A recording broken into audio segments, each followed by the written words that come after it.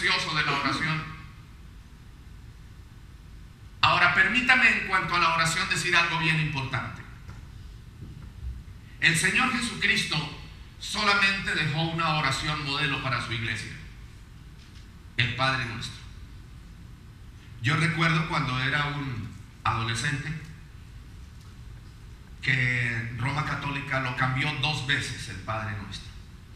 Nosotros tenemos la Biblia Reina Valera y otras Biblias antiguas, pero la única oración modelo que Jesús de Nazaret dejó es el Padre Nuestro. Los demás son rezos que el hombre escribió. Una cosa es rezar y otra cosa es orar. ¿Qué es rezar? Es la repetición vana que el hombre deja para nosotros. Con esa repetición de palabras carnales, de palabras del intelecto, tratemos de impresionar a Dios y tratemos de hallar gracia delante de Dios. ¿Y qué es orar? Orar es dialogar con Dios. Orar es el diálogo por la inspiración sincera que el Espíritu Santo hace que brote de nuestro corazón para dialogar con Él. Pero un diálogo no es monólogo. El diálogo debe ser bilateral entre 2 personas. Por eso hay momentos en que nosotros tenemos que orar y llega un momento en que debemos guardar silencio, esperando escuchar la voz de Dios. Porque Él también quiere hablar. Él también quiere dirigirse a nosotros. Él nos habla con voz audible. Él nos habla por medio de la palabra. Él nos habla por medio de un creyente o de una creyente. Él nos habla de muchas maneras, pero que Dios habla, sigue hablando, porque que yo sepa, y según la Biblia que yo tengo, la Reina Valera de 1960, a mí me dice que Dios sigue hablando porque Él no se ha quedado mudo. Dios sigue hablando y nos va a seguir hablando. El Señor Jesucristo dijo: mis ovejas oyen mi voz y me siguen. Pregunta: cuando usted ora, ¿trata de escuchar la voz de Dios? ¿O solamente le gusta hablar a usted? Dios quiere que oremos. Dios quiere que dialoguemos con Él. Dios quiere que le presentemos todas nuestras debilidades, todas nuestras frustraciones. Dios quiere que nos presentemos de Él. Escuchen esto: Dios quiere que nos presentemos de Él tal y como somos, tal y como estamos.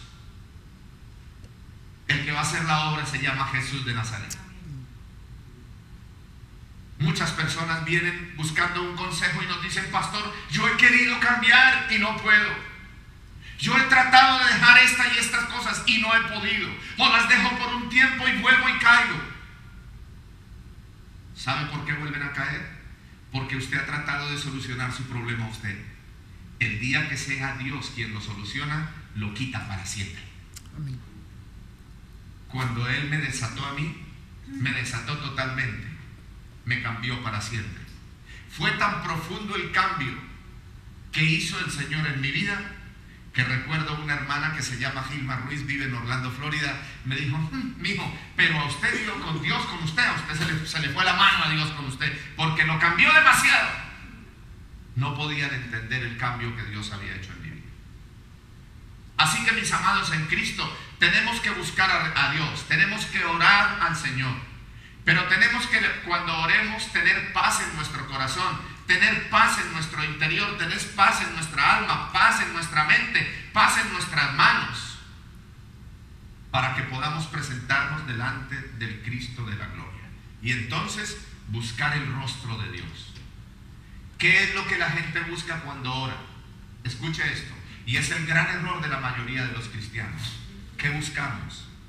Favores materiales de Dios. ¿Verdad o mentira? Muchos le oran y le prenden veladoras para que se ganen la lotería. La lotería no es de Dios. Si usted compra lotería, por favor, no le regale su plata a Satanás. No le compre tiquetes al diablo. Pastor, no sea legalista. No, yo no soy legalista, yo no conozco eso. Es que Dios nos enseña en las Santas Escrituras que la lotería es para las personas que dejan a Dios de lado. ¿Escuchó eso? La lotería es para las personas que no dependen y no confían en Dios. La lotería es para las personas que se quieren enriquecer de manera rápida e incorrecta. La lotería es uno de los inventos de los dioses de las tinieblas. Abra su Biblia en el libro de Isaías capítulo 65.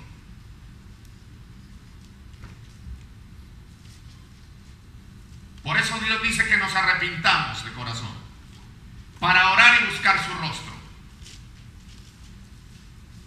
Quiero promocionar un mensaje que prediqué aquí hace unos meses atrás. Se llama La suerte, la fama y el dinero. Ahí hablo sobre las loterías. Ahí hablo de los dioses que están detrás de la lotería: Gadi y Mamón. Isaías 65:11, mire lo que dice Dios. Pero vosotros los que dejáis a Jehová, los que dejan a Dios, los que se apartan de Él, se olvidan de Él, que olvidáis mi santo monte y que ponéis mesa para la fortuna. Aquí no solamente se incluye la lotería, sino toda clase de juegos de azar, los bingos, las rifas. Ponen mesa para la fortuna y suministran libaciones para el destino. Eso lo hacen los que dejan a Dios, los que se apartan de donde está Dios, de la casa de Dios. Y ahora mire cómo le responde Dios a los que compran lotería en el versículo 12. Yo también os destinaré a la espada, la muerte. Y todos vosotros os arrodillaréis al degolladero, por cuanto llamé, es decir, les prediqué, les hice saber, y no respondieron, no quisieron entender.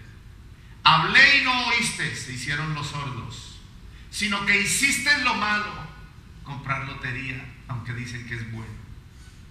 Delante de mis ojos hiciste lo malo y escogiste lo que me desagrada. Por tanto, así dijo Jehová el Señor: he aquí que mis siervos comerán y vosotros tendréis hambre. Toda esa fortuna que viene de las tinieblas, lo único que traerá será desgracia, miseria, escasez. Porque nos salimos de la fuente de bendiciones que es Dios. Jehová Jireh es uno de los nombres de Dios en hebreo. Y Jehová Jireh, traducido del hebreo, quiere decir: Dios es mi proveedor. No Gadi ni Mamón, no la lotería, no las rifas, nada, ni los juegos de azar, ni los casinos. Diga conmigo: Jehová es mi único proveedor.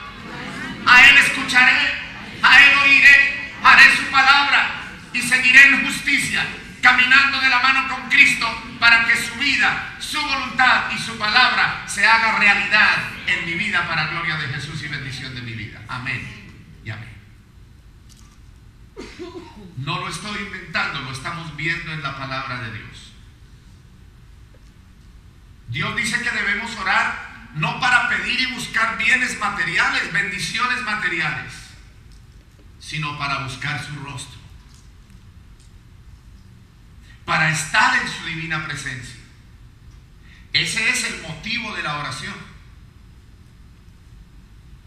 Mis amados en Cristo, se lo he dicho y lo voy a decir una vez más: cuando nosotros nos concentramos en la oración, el mismo Espíritu de Dios nos va llevando en una intimidad tan profunda, tan intensa con el Señor, que llega un momento en que nosotros, con los ojos abiertos, ya no vemos con el ojo de la carne, vemos con los ojos del Espíritu. Percibimos la presencia de Dios tan cerca de nosotros que nos hace sentir tal y como somos y nos revela tal y como Él es. Y cuando nos hace sentir tal y como somos, nos sentimos sucios, indignos. Porque en Romanos capítulo 7 dice que en nuestra carne habita el pecado, que en nuestra carne habita el mal, que lo que nosotros queremos hacer no lo hacemos, y lo que necesitamos hacer tampoco lo hacemos, sino hacemos todo lo que no nos conviene. cuando estamos en esa presencia de Dios por la oración, el Espíritu Santo nos va presentando, nos va llevando en la intimidad frente al trono de la gracia, y ahí estamos delante de Dios. Y ahí podemos ver la perfección divina del Señor, la percibimos en el Espíritu. Y ahí podemos ver la pureza, la santidad, la gracia, el resplandor de su gloria. Y también el Señor nos revela lo que somos. Yo les he dicho a ustedes muchas veces que en sus oraciones le pidan a Dios: Señor, revélame la condición de mi corazón. Señor, ayúdame a ver y a entender cómo me ves tú. Porque es que a veces nos creemos los más espirituales, a veces nos creemos los mejores, los supercristianos, y resulta que delante de Dios nuestro corazón está muy sucio.